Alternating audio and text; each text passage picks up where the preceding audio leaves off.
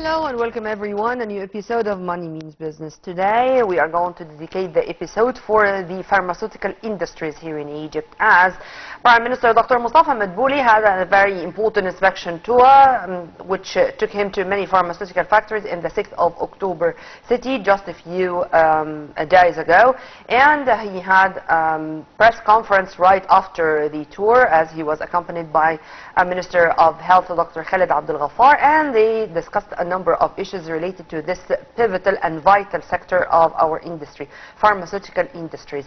What are the obstacles on the way, the challenges, what are the incentives given to the pharmaceutical investors, let me call them this way. And we are going to speak in more details about what was going on, where are we now, and what are the ambitions or dreams of us for tomorrow.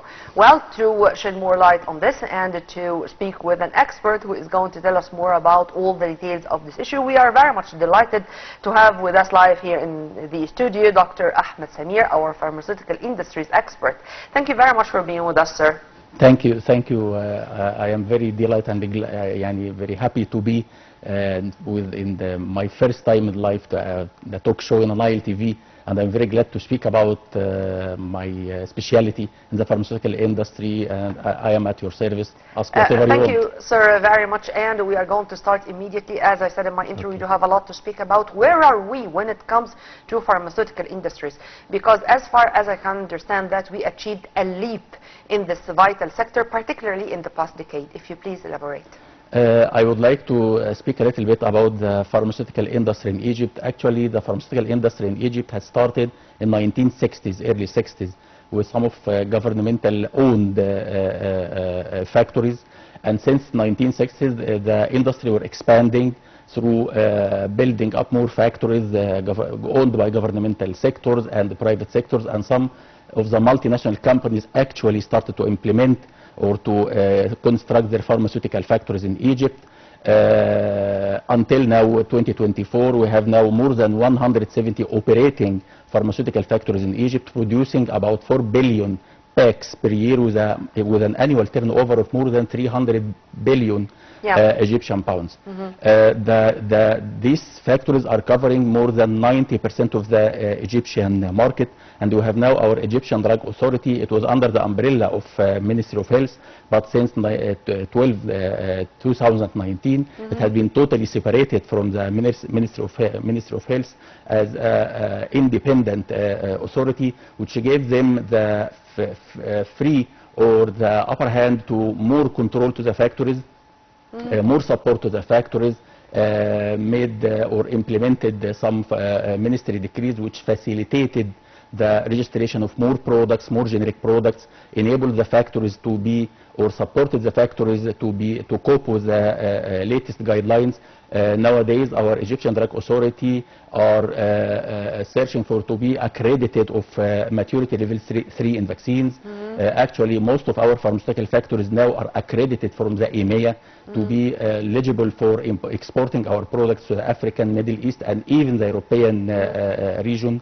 Actually, in 2023, the pharmaceutical export turnover was about $1 billion, and we are aiming in 2030 to be $5 billion to support the Egyptian economy through the pharmaceutical industry. But as far as I understand that, our medications, our drugs are already now found in many places all over the world, and particularly in Africa.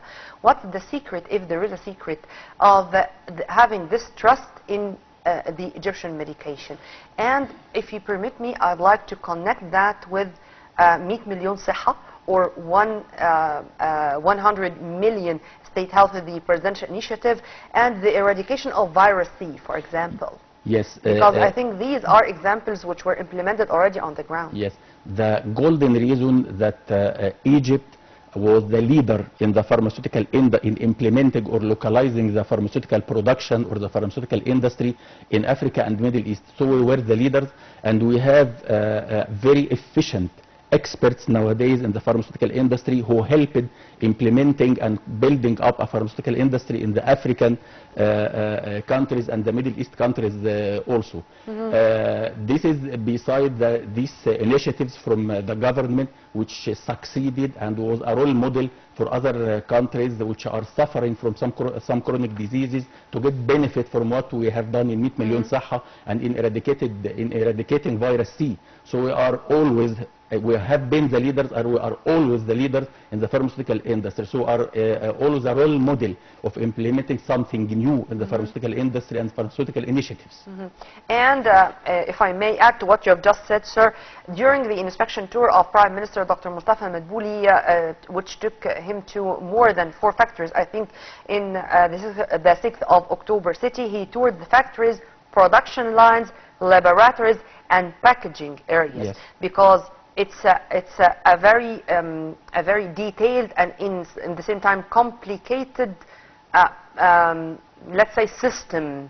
It's a full organization. I mean, without the laboratory, we are not going to be able to have the studies needed to produce our drugs. Yes. And without the fine packaging or the fully hygiene packaging, it's not going to be valid, or it's not going to be used.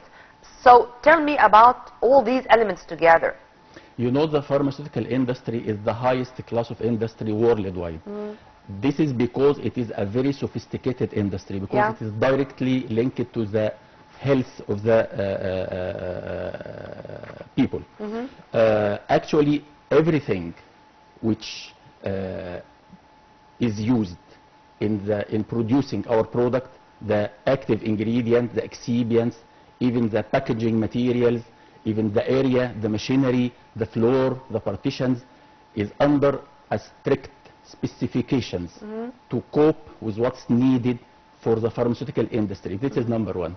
Number two, each and every step in pharmaceutical production is being controlled by the quality people in order to be sure that each and every step is being performed according to what's needed and according to the specifications of the product.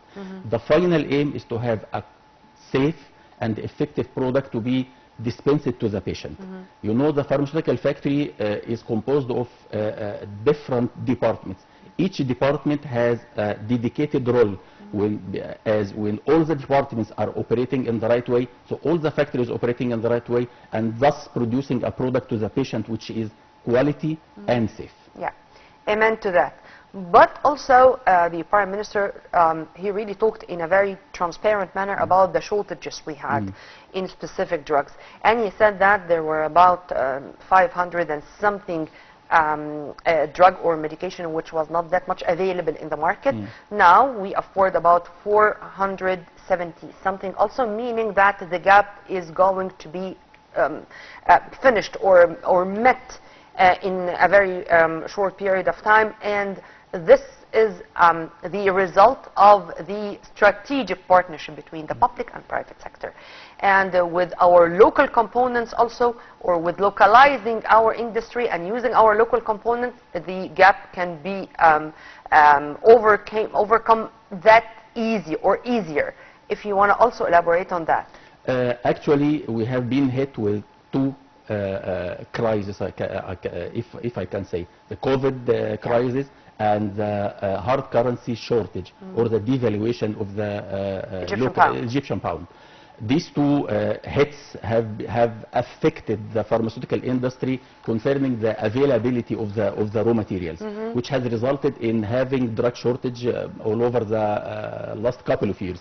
But the Egyptian government and the Egyptian Drug Authority has supported the pharmaceutical factories and supported the market through providing the needed hard currency budgets for the pharmaceutical companies to import their needed raw materials in order to resume back full production or 100% production.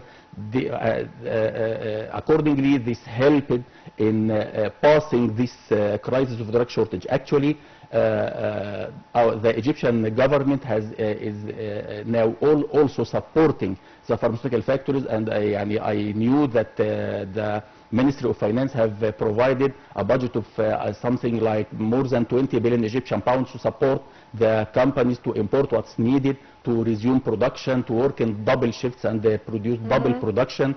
And this and the tour of Prime Minister Dr. Madbouli in 6th of October in the pharmaceutical company in 6th of October gives a clear message for all the pharmaceutical industry experts and the providers that the Egyptian government is backing this industry because it is a national security. It's not affordable. Of course, but it's a national security. Any patient cannot find a drug in the market, and actually we are moving in the right direction. And I think within the coming couple of months, this drug shortage crisis, I think it will vanish completely or finish completely, and will resume back again. Also, today there is an important conference which was held by Al Ahram, and it was attended by His Excellency Minister of Health, Dr. Khaled Abdel Ghaffar, and he also spoke a lot about the whole issue and particularly about all the challenges which are facing the pharmaceutical industries here. In your opinion, sir, what are the most important difficulties or obstacles on the way? Into the details of the speech of Dr. Abdel Ghaffar. I can rename these obstacles and problems as challenges in the pharmaceutical industry. Actually, we were having 3 challenges. One of them has been completely resolved related to the medicine or the pricing issue. Our Egyptian Drug Authority has adopted a very smart and flexible policy of pricing the medicines in Egypt, which guaranteed a good profit margin for the factories and for the companies to keep going and keep producing, and on the other hand also to guarantee an affordable medicine price for the patients, even the low-class patients, they can have their medicine. So this first challenge have been totally resolved, and these prices are always being reviewed to cope with the changes in the global market of change the prices of the raw materials. The second challenge in general is the scientific name of the drug. And I know that our Prime Minister has directed the Ministry of Health together with the medical union syndicates to rediscuss this issue. What about if the physicians write the scientific name of the medicinal product or the pharmaceutical product in the prescriptions? And he instructed them to start discussing this issue. And I would, I am supporting this decision and this initiative. Why? Because this what was said also today by His Excellency Minister of Health. He said, or explained rather, that the entire world operates using the scientific name of drugs rather than the commercial name. He pointed out that there are 10 to 12 products with the same active ingredient, underscoring the need to focus on generics or alternatives. Yes. Let us know more. This initiative might help in reducing the impact of drug shortage, because when the physician writes the scientific name of the product in the prescription, so the pharmacist have the free, he becomes free to dispense the suitable product for the available suitable product, either from company 1 or 2 or 3 or 4. But when the physician writes the trade name of the product, this obliges the pharmacist to dispense this product for this company. But I would like to add something for this initiative, that this committee to include representatives from the pharmaceutical factories, either from the marketing sector or the technical sector, also to include the representative from the distributor companies and from the public pharmacy, in order to investigate or to discuss in details for this initiative, in order if we will implement this initiative, we will implement it in the right way without any problems. They can anticipate what could go wrong, and they can implement in advance the policies and the procedures to overcome these obstacles. The third challenge for the drug manufacturing in Egypt is the industry of the raw materials. Industry or production of the raw materials. Actually, we are importing most of our raw materials needed for drug industry, either the active ingredient or the excipients. But the know-how, the know-how itself, is it an issue, or now it's not an issue anymore? Or in yes. some drugs and other, I mean, yes and no. يعني it's not a yes and no answer. Yeah. Of course, for any industry, you have to have the know-how at first. Yeah. It's not a matter of building a factory. You have to have the know-how from the countries which leaded this industry.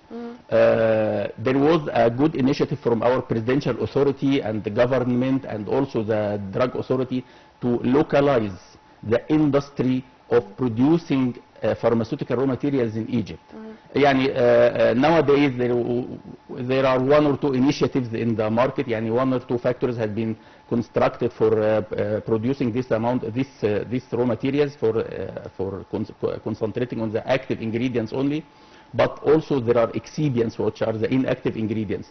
The governmental support for this industry will allow the companies who wish to penetrate this market to have or to import the know-how, to be trained on this, and then we can depend on ourselves for producing these raw materials. Like what happened in the starting the pharmaceutical industry in Egypt. We get benefit from the multinational companies who led this industry, and nowadays we are one of the leading Amen to that, sir. But companies. would you please, I'd like to simplify the whole story for the layman in the street. I mean, our viewers, they are not all experts when it comes to pharmaceutical industries, because this is a very sophisticated, complicated industry, if I may call it this way.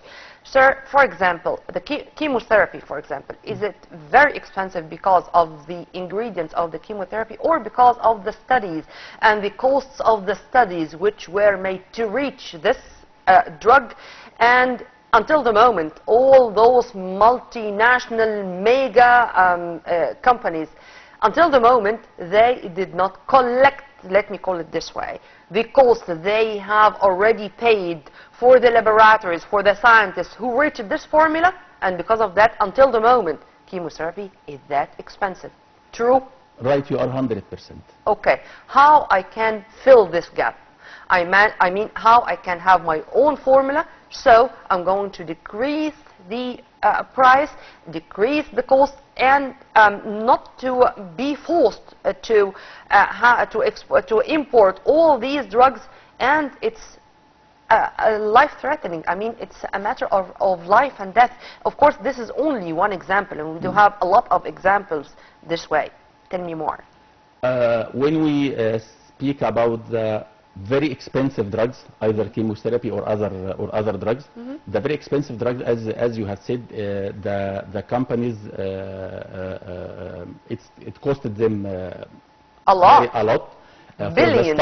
Billions for the studies, yeah, and to prove the efficacy and the safety of this product. The raw materials are very expensive because they might be unique for a certain product. To solve this problem, actually, the solution is the generic drugs. In Egypt, we have in each factory a department for the research.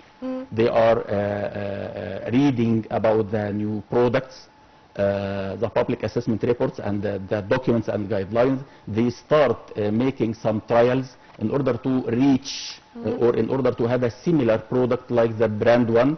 When they succeed in these trials, they make some studies, start to register the product in Egypt, search for suppliers in the Far East with cheaper prices for the active pharmaceutical ingredients. By all of this process, you will have a generic product which is similar in the efficacy with the brand and with an affordable price.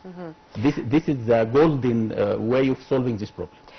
Sir, if you permit me, I'm going to turn back to Minister Abdel Ghaffar, because there is some numbers. He said it's very eye-catchy and ear-catchy. He added that 90% of the registered drugs in the Egyptian market are produced by the private sector and multinational companies. 90%? How do you see this number? I can say that when we look for the 170 factories working in Egypt, we might find something like 7 to 10 factories are owned by the governmental sector, and the whole other factories are private sector. But this is a good sign that it tells us that Egypt nowadays is a very good country for any investor in the pharmaceutical field to come and invest in Egypt, because we have the experts, we have the employees, we have the operators who are acquainted with this type of industry. And at the end of the day, the privately owned companies are Egyptians. Are Egyptians. They might be some investors from Africa, from the Middle East, from Europe, but at the end of the day, we have the factory here in Egypt, we have the product here in Egypt, so it supports the Egyptian patient and even export to other countries. So I don't feel that this number is risky, because we have the fixed asset here in Egypt, we have the factory here in Egypt. Also, if you permit me, and as we discussed the issue before being on air, the drugs abuse, because this is a very important issue. And it was also mentioned by His Excellency Minister of Health, Dr. Khaled Abdel Ghaffar, when he said Egypt is ranked among the top countries in the whole world for drug consumption, as citizens have developed a habit of taking medication without prescriptions. How do you see this, and if this is a culture which we should work on changing it? Actually, we have to admit with the problem of drug abuse, because admitting the problem is the first step to solve it. Sure. So actually in Egypt we have abuse in using antibiotics, we have abuse in using painkillers. Yeah. And the problem is you can go to any public pharmacy and ask for any type of antibiotics, tablet or injectable, and the pharmacist will give you, because there is no restrictions telling the pharmacist, no, you are not, it's authorized not permitted to dispense these drugs. Yep. Amen. Nowadays I knew that our Egyptian Drug Authority had taken an initiative in the dispensing of some of the antibiotics, which are mainly used in the ICUs in hospitals, to be sold in the pharmacies, in the public pharmacies.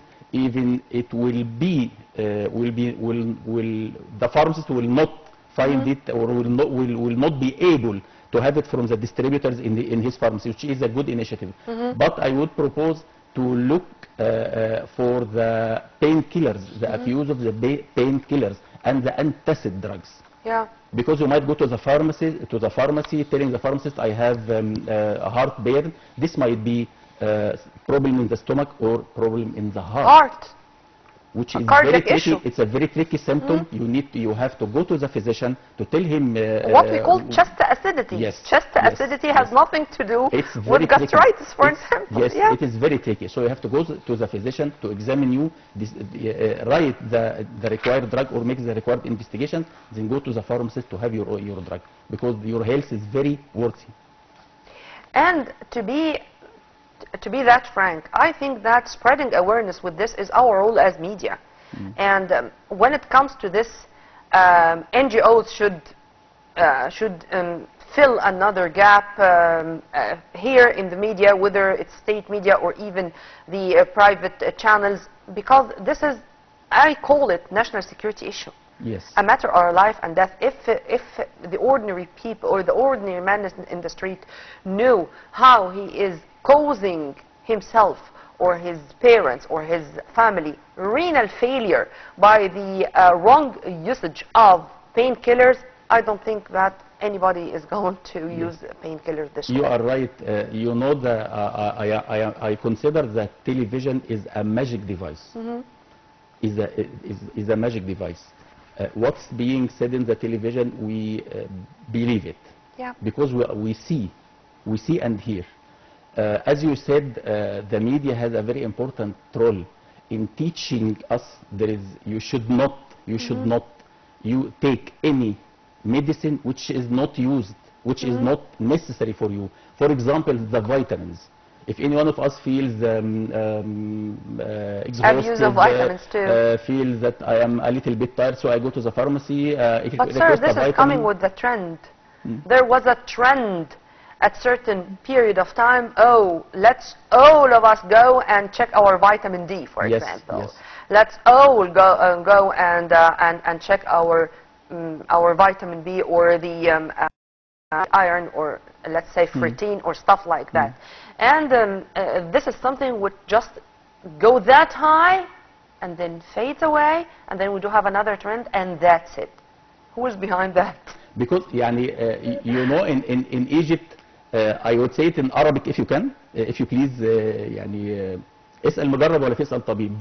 This sentence is very dangerous. يعني in English you ask someone who has experienced that before, do not ask the physician. This is it. I mean, unfortunately, there were things which is also included into our culture. If you had it, for example, and this drug worked fine with you, so it's gonna work good for me. Yes. And of course, this is a catastrophe. If I may describe this, this is catastrophic, because what's good or what helped you may not help me at all.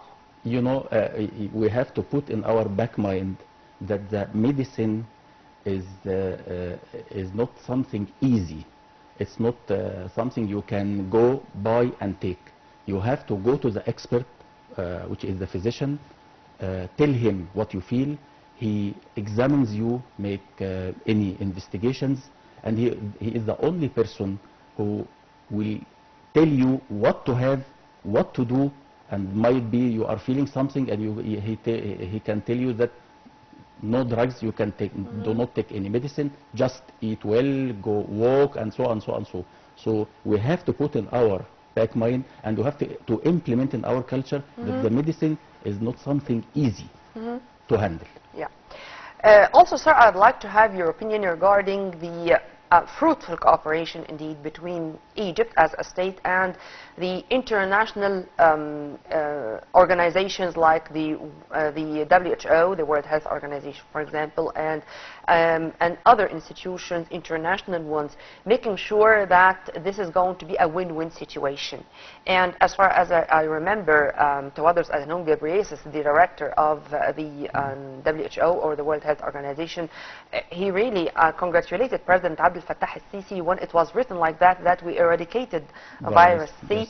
And already we wanted to share this experience with other African countries, and there are many of the African patients who came here to Egypt to receive their treatment here. How do you see this cooperation, and what we should have more? I mean, what's our homework?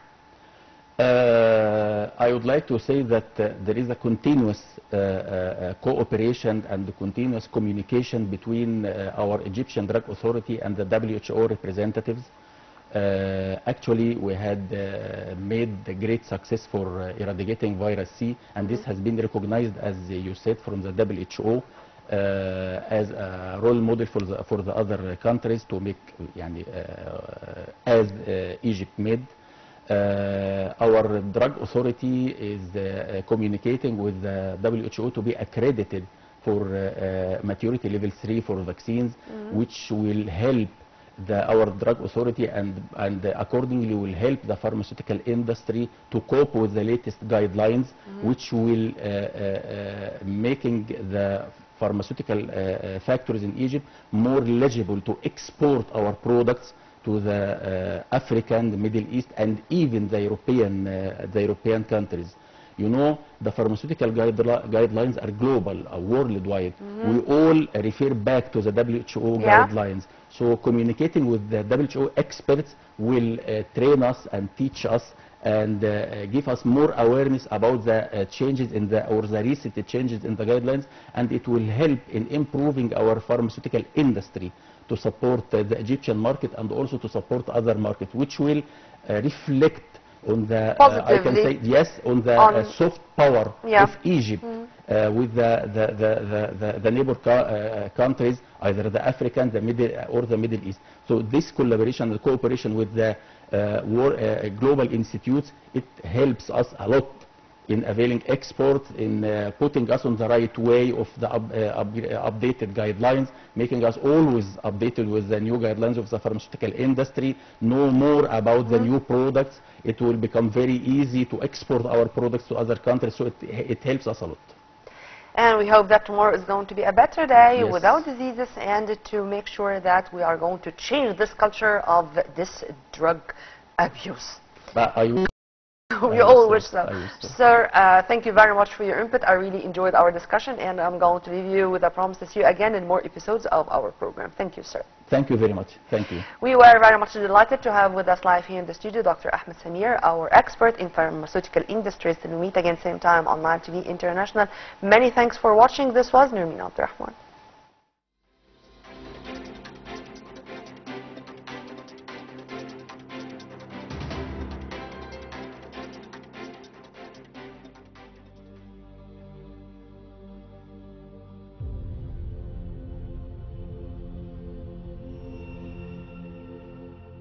Egypt recently entered the Guinness Book of World Records for the largest farm in the world, while a government official revealed that the size of the farm will increase fivefold, which will bring great economic benefits to the country. The farm is built on an area of 132,000 square kilometers, and the farm includes more than 50 types of dates, as we imported their seedlings from Saudi Arabia, the Emirates, the United States, and other countries. Lieutenant General Engineer Kamil El-Wazir, Deputy Prime Minister for Industrial Development, Minister of Industry and Transport, held an extensive meeting with Henry Poppard, Chairman of the Board of Directors of the French company Alstom.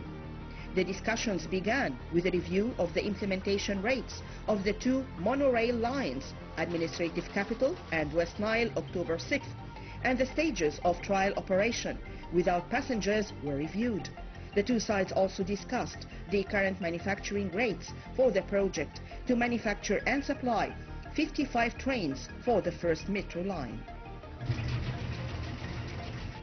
One of the Egyptian petroleum sector companies announced that it had completed the first exploration operations in the Beni Suef region during the past fiscal year, which helped to place the first well in the region with production rates of 230 barrels per day, as well as starting to drill 4 new development wells, which will help increase productivity. The East Saad al-Amiq exploratory well is currently being drilled, and this will be followed by drilling a development well and another exploratory well in Fayoum region. The Engineering Industries Export Council, headed by engineer Sharif Al-Sayyad, revealed that the sector's exports increased during the period from January to August 2024 by 27.3% to record $3.494 billion for the first time in history, compared to $2.746 billion during the same period in 2023. Sharif Al-Sayyad said that the record numbers for the sector's exports reflect the enormous capabilities of the engineering industries in Egypt. A German company revealed on the sidelines of the InnoTrans 2024 exhibition, the electric freight train locomotives, that the company has finished manufacturing for the first line of the high-speed electric network implemented by Egypt. The company has finished manufacturing 2 electric freight locomotives out of 14 electric freight train locomotives planned to operate on the first line of the high-speed train network. Egypt's exports of gold, jewelry and precious stones jumped during the first 8 months of this year to record $1.727 billion, compared to $940 million in the corresponding period last year, an increase of 84%. Government sources said that the implementation rates of the marine cable works for the electrical connection project between Egypt and Saudi Arabia exceed 35%.